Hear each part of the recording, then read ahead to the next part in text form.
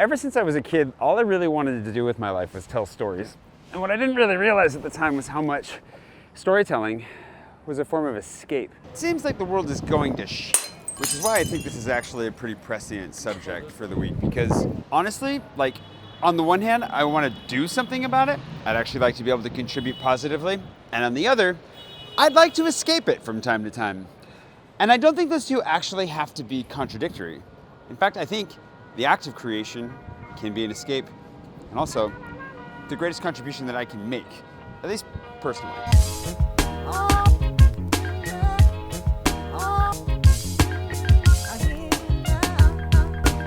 People talk about like fantasy and sci-fi in particular as being forms of escapism.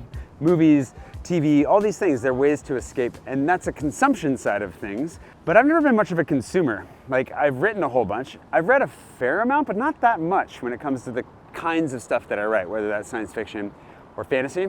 For me, what has always interested me more is the act of creation and diving in, whether that was writing or making videos. I never knew how much of it was about the escape that I was looking for at the time. And I've been thinking about it a lot lately, because what I really want to get back into is my fiction. Like, I have written a lot of fiction. I have some really big dreams and goals and aspirations around that, which I will share with you in this video, especially if you're not familiar, and also probably in detail that I haven't shared before. But I kind of wanted to touch on this idea that the act of creation itself, I think, is a really healthy form of escape. And it's one that leaves me feeling energized and like really excited for life in a way that sitting down and watching or reading something never really has. The reason that I say that I wasn't really aware of how much of an escape it was for me is because I wasn't aware of so many elements of my life growing up. My childhood was really hard, a lot harder than I knew at the time. And of course you don't know, it's just normal for you when you're a kid. You don't know what's hard and what's not. And I've come to realize just how challenging it really was. And in looking back, I can also see now how, I guess when I was a kid and when I was in high school and college, like, I was never into the references. For one, I wasn't really allowed to watch a lot of the stuff that my friends watched, the movies, the TV, all that kind of stuff, so I just missed out on it to begin with. And then later, even as I started watching it, the appeal to me of being referential, especially for humor, was never quite as high as it was trying to figure out how to say something new. And I don't mean to sound completely up my ass when I say it, it's just the fact that, like, when I was a kid, all I really had available to me was to make something new. And that's how I escaped, by opening a notebook, by picking up a video camera. I'd get them from school anytime I could. Like, any assignment that I could make as a video, I would. I refused to do anything the traditional way or the way I was supposed to if I could help it. And the reality was, I just loved making stuff. Doesn't mean that it was good, doesn't mean that it actually got any point across, but for me in my little soul, it was really helpful to spend that time and energy creating.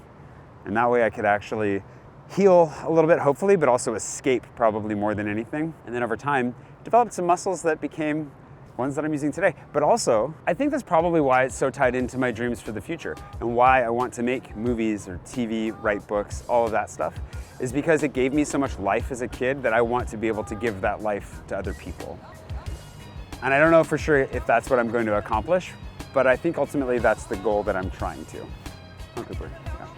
Thanks to today's patron producer, Katherine Bell, and all my patrons who make this possible. And I'm going to talk more about my patrons here in a minute because they're a really important part of this whole process and they've been along for the whole ride. And if it wasn't for them, I wouldn't be where I'm at now. And my hope is to figure out how we can all go into the future together even better. And the reason, can you see him? The reason that I'm carrying Cooper around is because he has a tiny cut on his little paw and it keeps opening back up and he keeps leaving little drops of blood everywhere. And he needs to heal, but he's heavier than he looks. Could just leave him home. But, well, on a tragic side note, because I was carrying Cooper back to my bike, it got a little hot and took off my hat. And somehow, in the process, I think I dropped it. And I backtracked twice now and I can't find it. So it might have just been accidentally retired. Cooper hasn't spotted it yet either. I'm afraid it's gone. Well, that sucks. Waiting for this guy to find a place to poop in the rain can take a long freaking time sometimes. The Cooper update, in case you didn't know, is that he's been through a lot the last couple of weeks. He's had an allergy. There's like little red spots on his stomach for a while, and it seems to be something that's in my landlady's apartment, but maybe it has to do with the food, we don't know. And so put him on a new allergy medication the same day that he got vaccinated. And she said he had to go on a new hypoallergenic food. And all that at the same time led to quite the pukey puppy over the weekend. It's pretty rough, to be honest. So I put him on a fast on Sunday, and then on Monday, went in, got him some anti-nausea meds. And honestly, everything seems to be going great now. Seems to be working out. But then he also cut his toe. So yesterday we were trying to walk around and enjoy a little bit of the river with the dog. Thankfully the Peloton had some extra band-aids, so we were able to bandage his little paw up, and I didn't get blood on my shirt, and those band-aids lasted overnight, which is impressive. So hopefully he's back to walking. I'm gonna keep him bandaged for at least another day, just to be sure.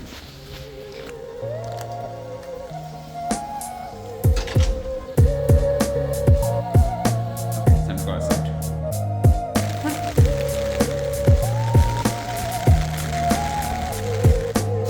The question that I frequently have for myself is, how do you have a positive impact on a world that seems hell-bent on going straight to hell? And that's really what I think about a lot. And it used to be because of the way that I was raised, especially with like the religious side of things, and then, I don't know, maybe just like a bit of a white savior complex. There's this combination of things that leads you to think that maybe I could be the savior of the universe. That's how I felt all the way into my 20s. And then I came to realize, yeah, maybe not so much. Maybe I should scale that back. It's just taken me a long time to realize that like that might be enough. That maybe actually me putting whatever I have out into the world, just trying to have a little bit of an impact, could be all that I really am able to do in the first place. Also, I'm at the ambassador's residence for the unveiling of a portrait of Josephine Baker. That is lovely. And they just renamed that room after her too. Anyways, thank you for having me. This has been lovely. I'm gonna go back to the party now. I'm dying right now because I forgot my microphone in this place. It's called about amazing angles for your distance.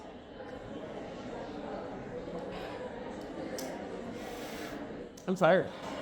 Ultimately, if you've been following me for a while, you know that I'm a bit of an overthinker, and it's easy to overthink how you actually do good in the world, because how do you make a difference? What do I have to offer, and is what I have to offer really all that valuable? Whether that's making videos on YouTube or writing books. And the books are what I really want to write. Like the stories that I have in my head are stories that I've had in my head since I was a kid, and they've developed quite a lot over time. I've put a lot of work into them. I've written something in the range of like 12 books, published 9 of those, and unpublished 8 of them, because they shouldn't be read, not yet, but we're getting back to it. Is it potentially arrogant to think that my silly little stories, the things that keep me up at night or entertain me when I'm in the shower, are something that would actually benefit other people and that you would enjoy and maybe actually get something really good out of? I think at the root of all this is actually a question of self-confidence. And thankfully, I've been coming into my own on that lately, and I've been really excited to get back to the writing. The real issue is just finding the time to actually do the writing. Ultimately, I think the freedom is to stop worrying so much about other people. Like in the overthinking department, I often tend to try and maximize everything to the point of saying like, okay, but how does this really help people? And am I being selfish by just doing something for myself? But if I've learned anything recently, it's that unless you take care of yourself first, you can't take care of other people. And often in the process of taking care of yourself, you find yourself taking better care of other people. The kinder that I've gotten to myself has resulted in being far kinder to my friends and to complete strangers. Even kinder to the dog sometimes. I'm not letting you on my lap right now because you're all gross. And in the same way, if I can focus on my creative pursuits, being things that fulfill me first and foremost, and on occasionally being the form of escape that I need, like a productive, creative escape, then hopefully, as I dig deeper into that, I find my way into helping other people naturally. Because if I've helped anybody with my vlog, and I'm fortunate enough to know that I have helped people with my vlog, I know that it's been completely by happenstance. The times that I've tried or intended to help a little bit more directly probably didn't land quite the same. And if I can do better by myself, well then, even if I don't directly benefit anyone else, indirectly and in the future, by being a better version of myself, a healthier, happier version of myself, one that's creatively fulfilled, one that escapes by creating, then there's a really good chance that I naturally will be better positioned to help people in the future. So maybe in a world that seems to be going to shit, rather than trying to do everything we can to stop the world from destroying itself, we do our part to stop from destroying ourselves. And if enough of us do that, I don't know, hopefully we'll have an impact. This guy had to skip his breakfast this morning because we were running really late for our coffee, and I may have accidentally overslept. I woke up from my alarm. Just might have also not set it properly again when I went back to bed. Among the group to have been most likely to have been impacted by my work are my patrons, which is wonderful because at the same time, I've been deeply impacted by them. If you couldn't figure it out from the just following me for any period of time, the whole artistic pursuit thing, especially writing books, doesn't make a lot of money. This is really beautiful, but I kind of want to get this out of my face. And it's not consistent. Even doing the Paris stuff and whatever it is that I'm doing here, it ends up being really, really inconsistent. And without the consistent support of my patrons coming in every month, that is the backbone of my business, my livelihood. It's what put me on the path to being a full-time creative back in 2018. And it's what's kept me on that path so many times. It's saved my life innumerable times. So as far as having an impact, like I'll often get messages from people saying, hey, I'm sorry, I can only like support you for X amount this month or whatever. You have no idea. In aggregate, it actually makes the biggest impact. Like every little bit counts. And so thank you so much to my patrons. And I would love to make a direct appeal because I used to be way better about this. Sorry, I'll get this out. Let me get this out of my face. I used to be way better about making direct appeals to Patreon more consistently. And it really is important. If you're able to, only if you're able to afford to. Don't feel any pressure if you can't. I'm very, very grateful. If you're just here and watching and having a great time, that is perfectly fine. Thank you so much for being here and watching. On the other hand, if you are able to afford to support my channel through Patreon, I would definitely encourage you to go click the link below, check it out. There are lots of perks, behind the scenes peeks at stuff. There are polls. We'll get back into doing the polls more consistently here soon. But you do get to see these vlogs on a Friday instead of on a Sunday. You get in the credits, you get loyalty stickers if you stick around for a while, and a whole bunch of other really fun stuff. So if you check that out, it means the world to me to have my patrons. You guys are the best. And whether you are an active patron now, or you've been a patron of mine in the past and you had to stop for whatever reason, thank you so much. You have been a part of a group of people that have kept me afloat through thick and through thin, through some of the hardest times, through the pandemic, through burnout. Oh, the list goes on and on. If it wasn't for you guys, I don't know what I would be doing here in Paris right now. So thank you so much. You've made a huge impact on me, and you know it. I hope you know it. And if you don't know it, I need to do a better job of thanking you. So thank you very much. Also, I realized we never really got into the details of my books. I think I'll do that next week. I'm always hesitant to do it, but we're going to really do it for sure. I just wanted to dig into this idea of contributing by taking care of ourselves, I suppose, and creating being my escape. I'm also at my friend Allison's place, who's unfortunately leaving soon, and she has a lot of books. I'm going to see if I want any of them, which I know I want one of them for sure. Thanks for watching.